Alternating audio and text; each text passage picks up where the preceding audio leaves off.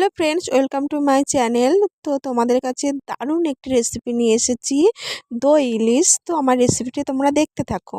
তো প্রথমেই দেখো, টক দই, সর্ষে, পোস্ত মিক্স করে ভালো করে নিয়েছি। তো এর মধ্যে দিয়ে দেবো আমি 1 চামচ হলুদ গুঁড়ো আর স্বাদ মতো লবণ, আর কাঁচা তেল তো অবশ্যই থাকবে। কড়াইটা ভালো করে গরম করে তেল দিয়ে দিয়েছি। তো এর মধ্যে কালো জিরা ফোড়ন দিয়ে আমি মিক্স করা জলটি ঢেলে দিলাম। এরপর জলটা যেই ফুটে যাবে, এর মধ্যে দিয়ে দেবো আমি কাঁচা লঙ্কা দিয়ে জলটা তো ফুটে গেছে, এর মধ্যে মাছ এক এক করে দিয়ে দেবো ভালো করে সাজিয়ে।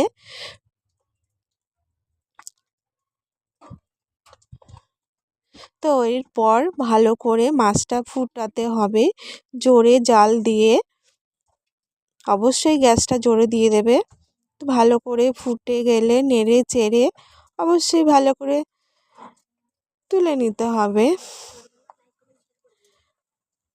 তো দেখো বন্ধুরা, ভালো করে আমি নেড়ে চেড়ে আমি তুলে নিয়েছি। তো আমার ভিডিওটি যদি ভালো লাগে অবশ্যই সাবস্ক্রাইব শেয়ার করবে। টাটা।